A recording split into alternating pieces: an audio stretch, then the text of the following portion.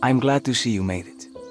I had my doubts, but the hope you instilled has yet abandoned me. I guess this must be Tarawea. Who are you? My name is Juan Luis Jorge, and this is indeed the convent of Tarawea. You'll have to excuse me, but Yermi never got your name. The name's Edward Carnby. I'm a private investigator. You're not a patient, are you? No. I'm the author of a book that Yermi once found important. How does that work? Are you part of this memory as well? Is this even a memory? I think calling me a manifestation of Yermi's subconscious would be more correct. And so is the convent of Tarawea. I'm a man Yermi has never met, and we are in a place that he has never been. Okay. So are you here to guide me or something? I have no more purpose than you do. I simply am. I will happily help you, of course, if I'm able. If you are already somehow part of Jeremy, why did he want to come here? Isn't he sort of here already? Yermi wanted to come here because it's a representation of his mind at peace. When Dr. Gray asks him to find his focus during his sessions, this far-flung convent is what Yermi imagines. He is under the impression that if he could physically come here, he would reach a perfect equanimity, a spiritual apotheosis. You don't think it would work? Yermi subconsciously knows it's just wishful thinking. He can't come here. Despite the pathways opened by the dark man between Derceto and Yermi's psyche, it's simply not possible. But I'm here. Indeed. It's a shame it's just another place for you, Detective. Otherwise, you could have become a Buddha. Always a bridesmaid, never a blushing bride. Am I right? Yes, I suppose so. You'll have to chase enlightenment elsewhere. So what's the next best thing? What can I do here? You should seek out the convent library and try to find the truth about Yermi's relationship with the Dark Man. It's the sort of knowledge he represses and is unable to reflect on. Will it tell me how to break the pact? Perhaps. At least you'll have something to confront Yermi with. Wait, why can't you just tell me?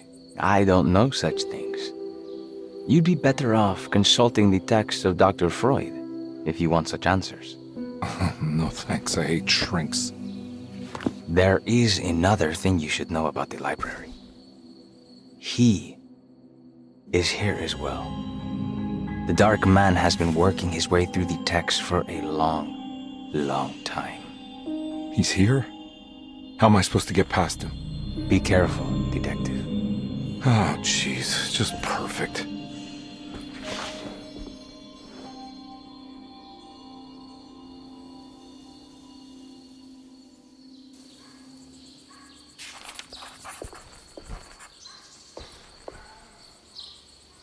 You have any advice on how to deal with the Dark Man? I suppose suppression could work. Try not to pay him any attention.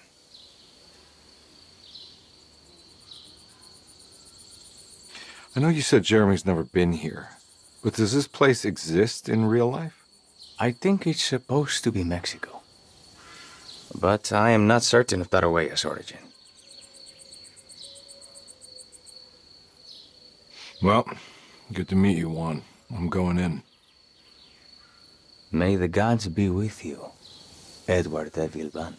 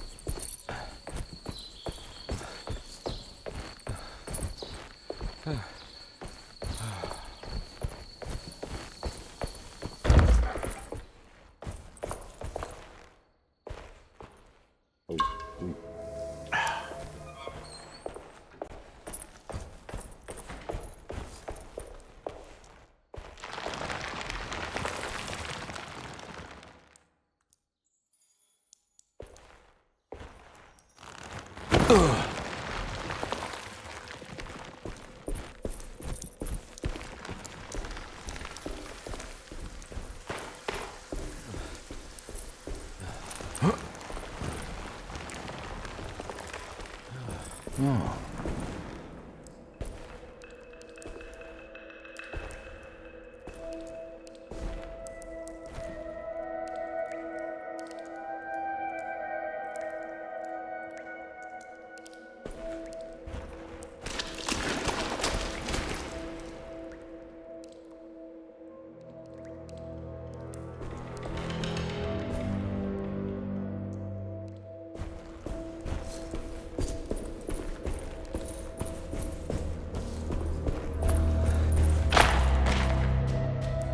There's something missing.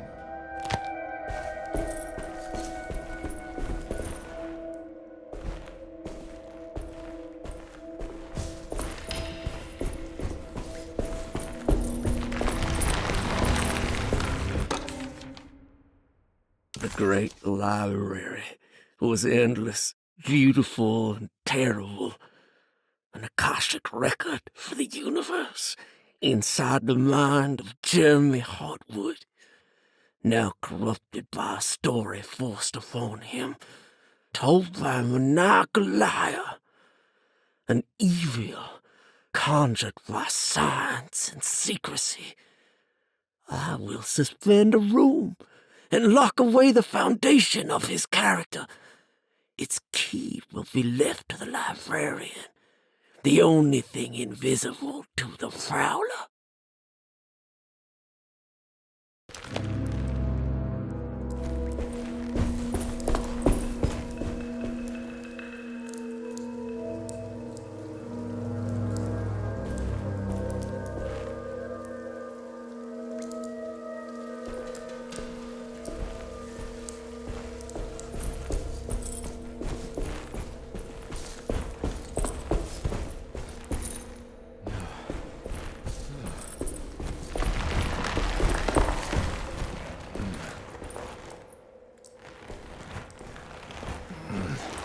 Nice.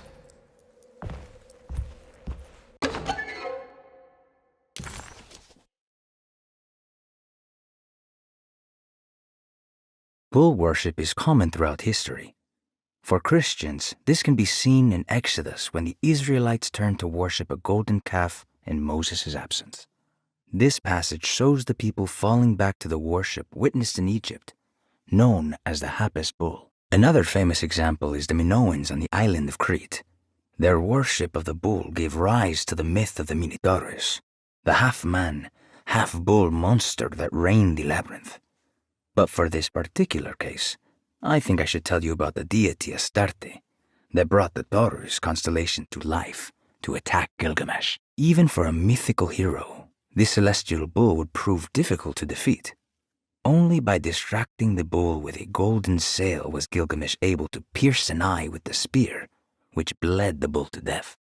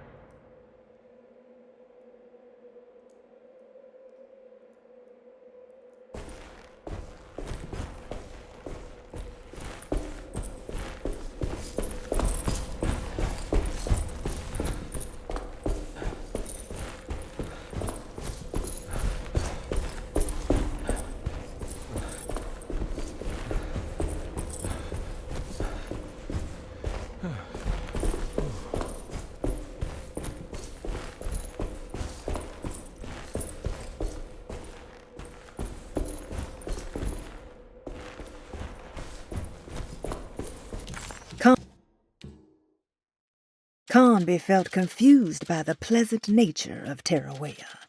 It was somehow uncomfortable to him. Juan, the sweater-wearing Buddha, wasn't helping either. According to Conby, people just weren't meant to be this nice and genuine. Best to hurry off to the library, he thought, and see if he could find information about Jeremy's relationship with the dog man.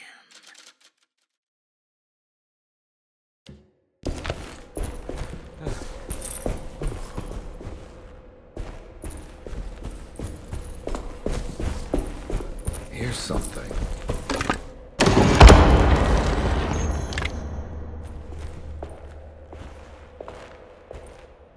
It was in the hot autumn that I went through the night with the restless crowds. He was a kind of itinerant showman who held forth in public halls and aroused widespread fear. The New Orleans address of the event is lost, but I remember distinctly the Prext Shipping Company pressing their contribution. Hey.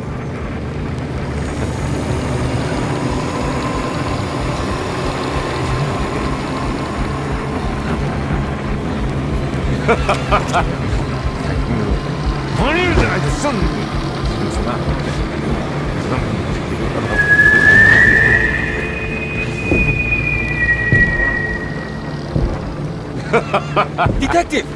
What? What?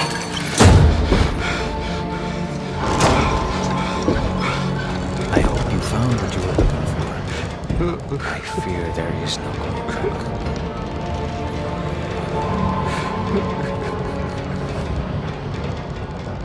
I was so close. There must be something I can work with. Come on, Carnby, think. Think. The shipping company. Prext. Right. Good luck, detective.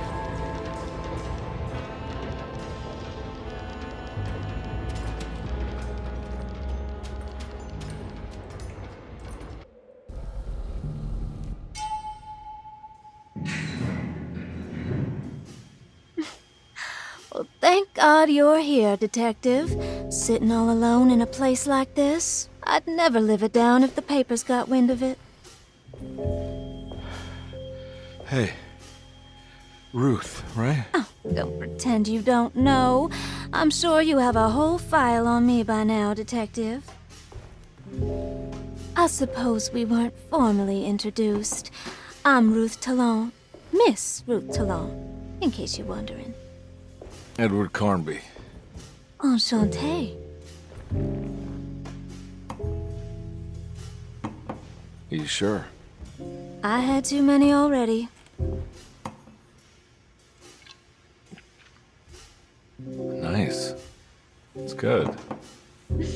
I know. I have great taste, Detective. I heard you're trying to break Jeremy's promise to the Dark Man. Yeah. Do you know anything about that kind of stuff? No, but it makes you wonder. If he made a promise, can't he simply stand by his words?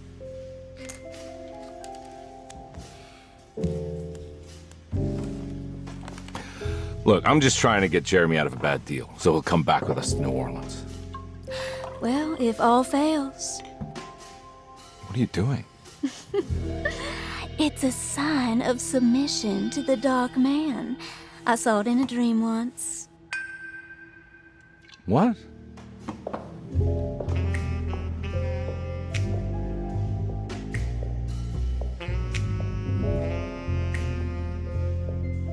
You don't know the Prext Shipping Company by any chance? I do. They made big money during the war. Their waterfront office is just over there. How did you do that? Do what, Detective? Bonne chance. Hey, have you seen Emily Hartwood anywhere? Are you trying to make me jealous, Detective? No, I haven't seen your doll anywhere.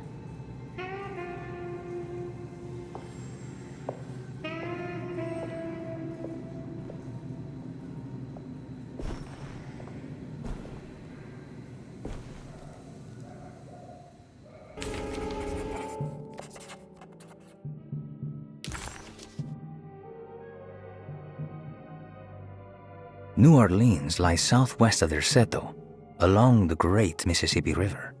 Its Old Town, the French Quarter, or the Vieux Carré, is home of the proud and often rich Creoles. Wrapped around this center, you will find a large and eclectic city full of people, including the most mundane dock workers, reckless gangsters, jazz-crazed flappers, and of course, the mysterious voodoo people.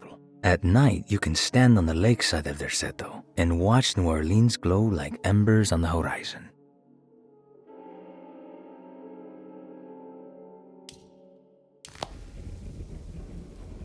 Prext Shipping Company. According to the book in Tarawea, the Dark Man is connected to a performance that Jeremy went to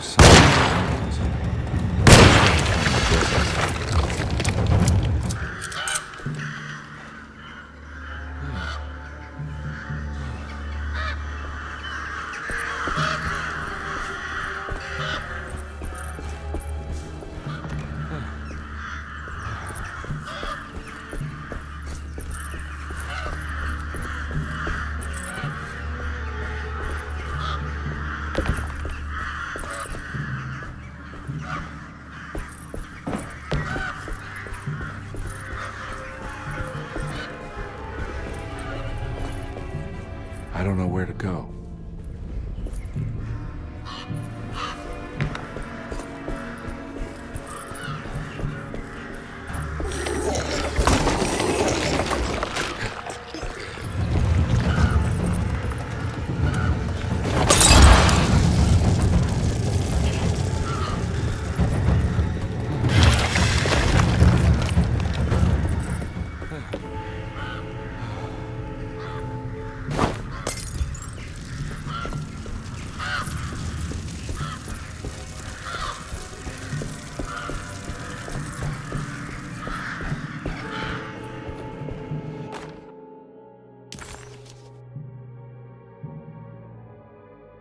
The sewer system has a tunnel running right below Prext Shipping Company.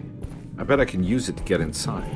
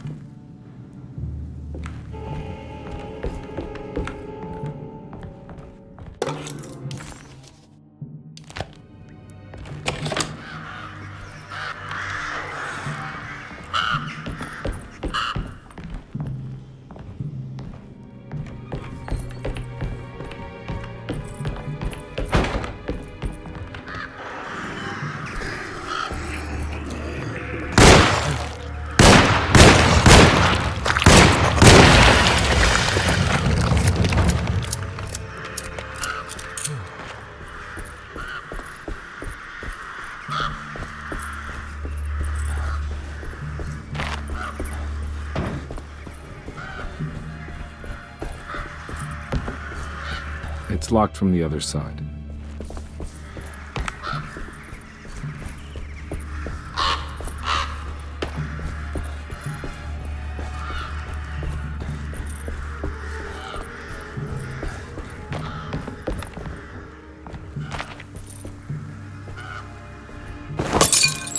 No way I can get this out of the way with my bare hands. But if I get that crane going, that should do it.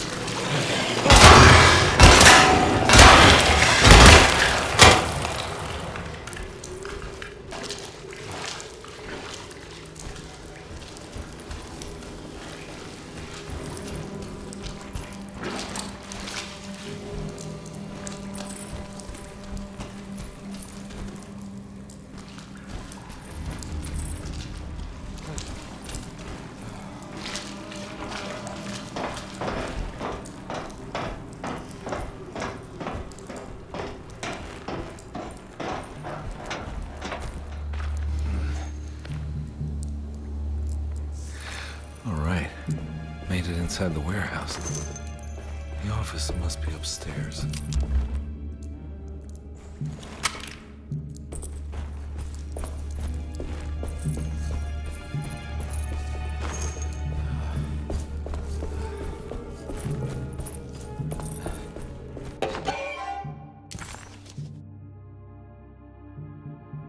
Asleep, with an anesthetized mind, Yermi filtered these words from Darcetos, gangrenous ground.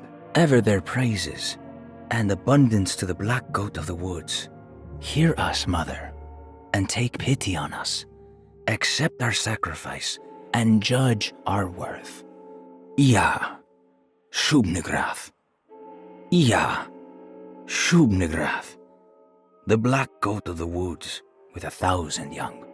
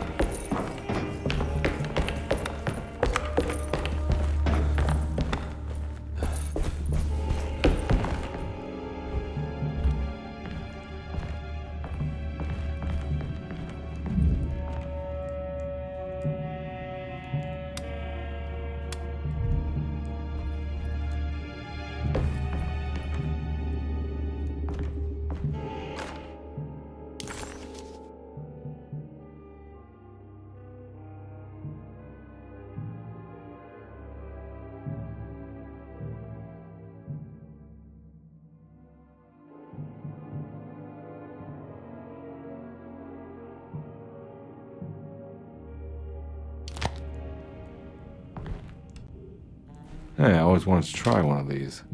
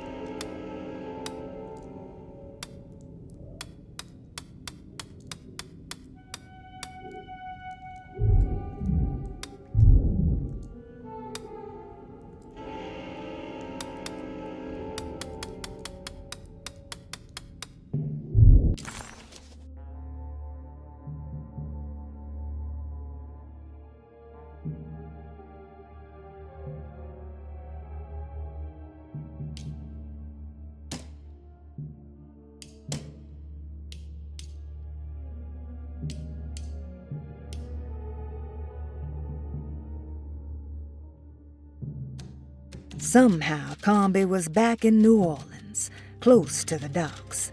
He could smell the pungent aroma of the Mississippi River. In front of him was the Prext Shipping Company. According to the book in the library, he should find the address to where Jeremy first met the dark man inside.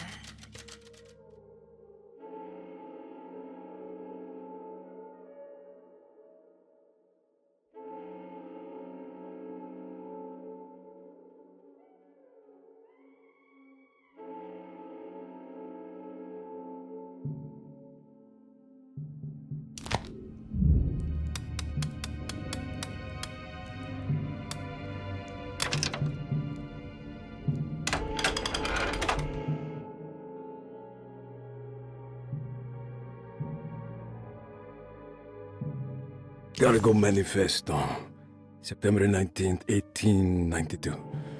Shipwreck Shipping Company delivered 4 steamer trunks, 1 Egyptian sarcophagus, and a large wooden crate belonging to the showman called the Black Pharaoh, performing at Gallatin Street.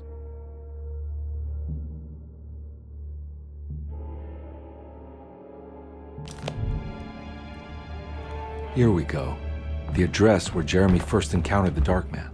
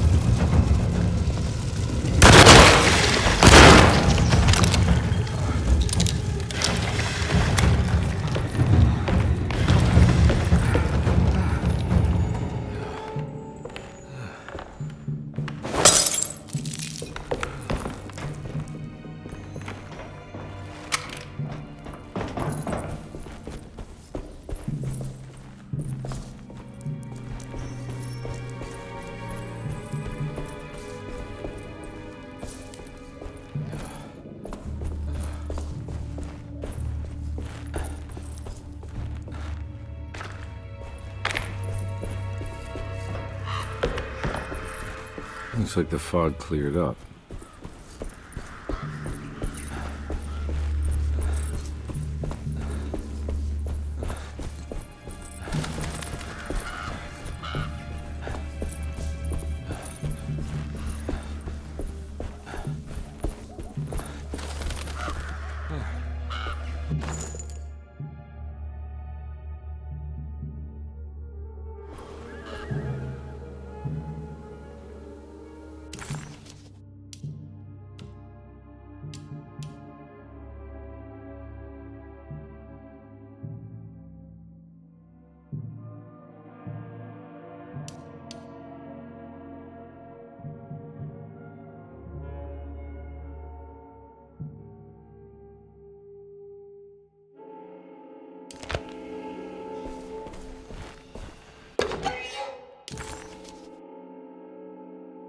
The Heartwood Curse is what they call it. There wasn't much of a vocabulary for mental illnesses back in the days. There are hardly enough now. The Heartwoods carry a troubling chemical imbalance in their brain, which they have managed to pass down through generations. As they grow old, they are overtaken by overwhelming melancholy that unavoidably leads to suicide. Oh, you want the real story? Well, who can say? It was written that way.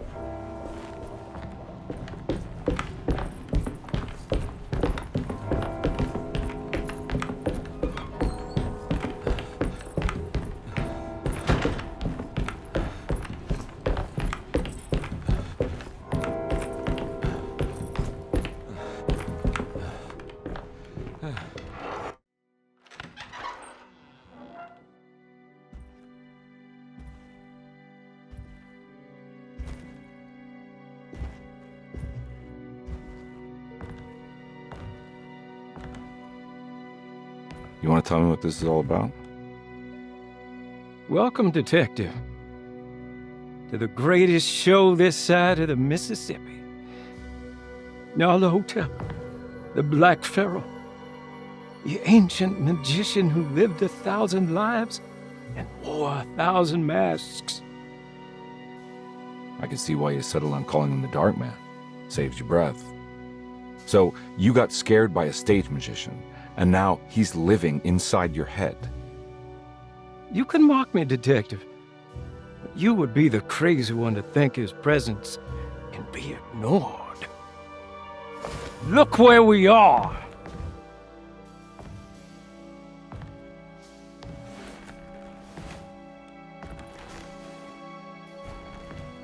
We didn't get to finish our last conversation, did we? You were about to tell me how to break the contract with the Darkmen. No, we can't. We would turn her loose on the world. So many innocent would die.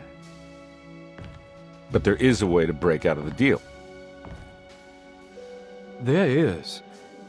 He offered me a way out. Steps to take. What are they? You'll never find them. They're forever entombed in his sunken desert temple. Jeremy, I'm not your enemy. Tell me where to go. How do I find the temple? No, we can't. I have to make this sacrifice. God damn it, Jeremy. I'm gonna save you. Don't worry.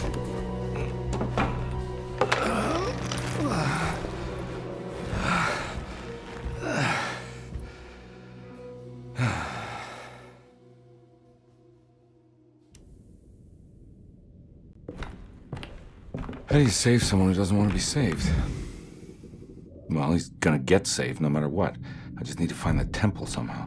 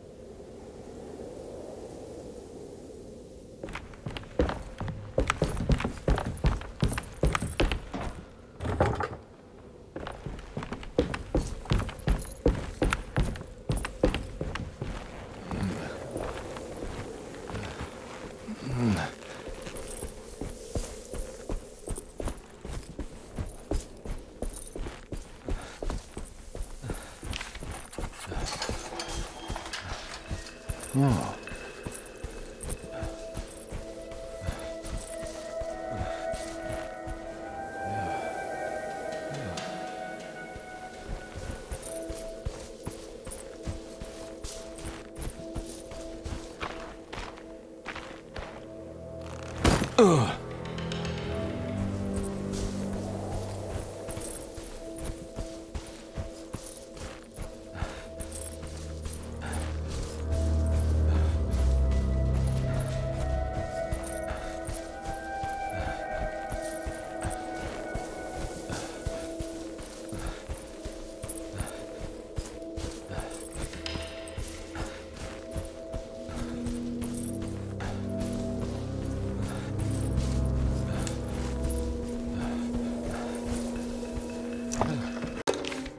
The Temple of Nephron-Ka lies under our camp. Despite all efforts, that unholy site did not collapse, but sink beneath the sand. The pharaoh is long dead, his name meticulously stricken from all ancient writing. But that stage meant for blood and terror remains. The temple is said to be lightless, built to harbor all the haunters of the dark found in the very depths of our universe. Calling on the gods meant creating a bridge between our world and theirs. The terrible Aldebaran of Taurus, the Black Sun, was seen as the most important star in the night sky, because, according to the Kitab al-Azif, it was said to be the home of that crawling chaos known as Nyarlathotep. Through ancient mechanisms, it was said that the priests could open shafts channeling the light emitted by that strange stone called the Shining Trapezohedron.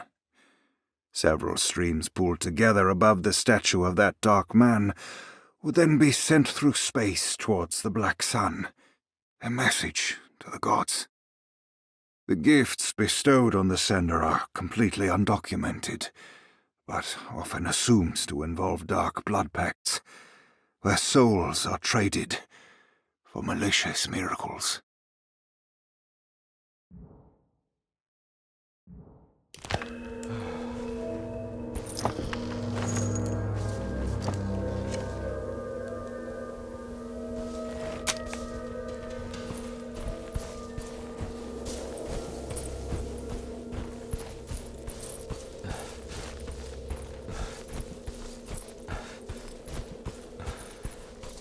A sunken desert temple. I better get down there.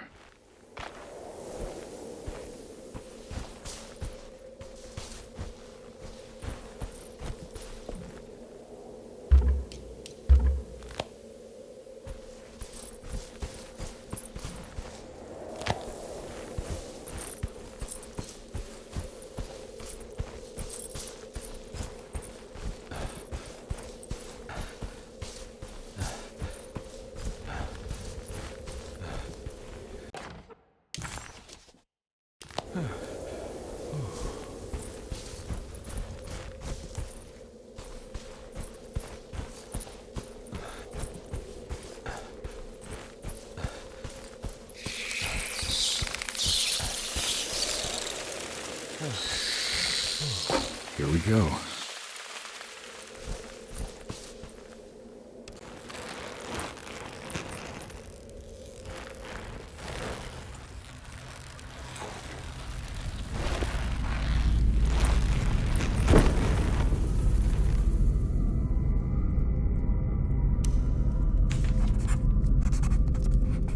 The Dark Man's temple was buried. Conby found the address.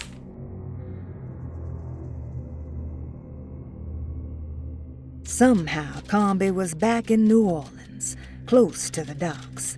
He could smell the pungent aroma of the Mississippi River. In front of him was the Prext Shipping Company. According to the book in the library, he should find the address to where Jeremy first met the Dark Man inside. The address of the event where Jeremy first met the Dark Man surprised Conby. The infamous Gallatin Street didn't exist any longer, and he wondered if he would be able to find the right building. Was it still standing? Did it matter? Maybe this world was not just another place, but another time as well.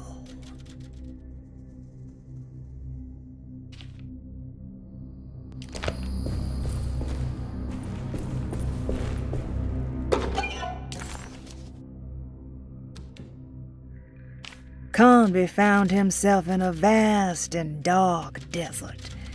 He had certainly had his share of strange happenings this evening, but the thought of walking through the land of Tutankhamun was definitely challenging his last bastion of disbelief. The Dark Man's temple was buried beneath the sand, a cursed and dark place. Every step felt ill-considered. Conby needed to find the contract that Jeremy signed with the Dark Man and get the hell out of here before he went completely mad.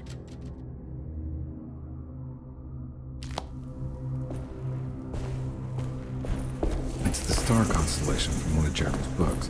I got a feeling this is it. This is where the contract is hidden. But how do I get to it?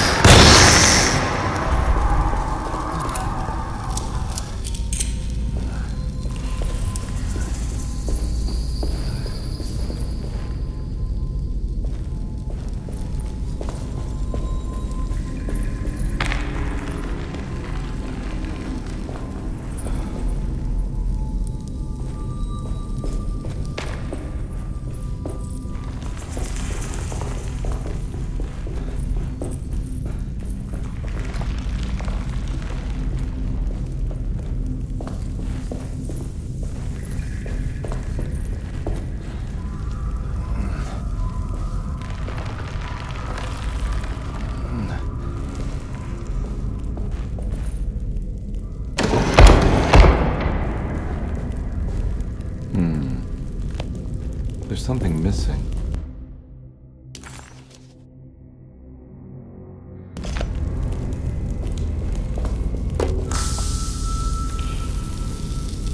This one looks operational.